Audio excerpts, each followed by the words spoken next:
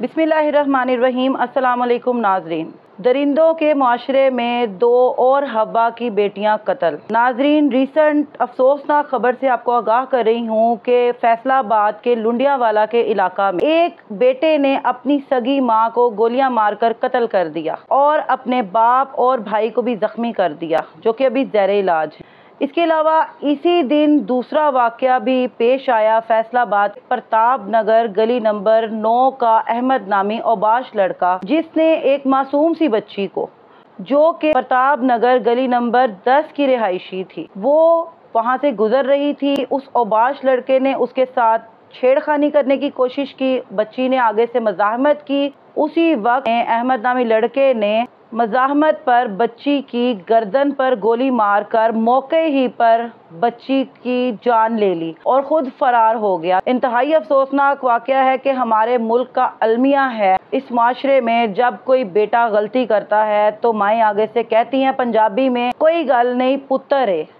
और बाद में बजाय उसके इस्लाह करने के बच्चे को उसी बचपन के जब उसकी तरबियत हो रही होती है को ढील दी जाती है।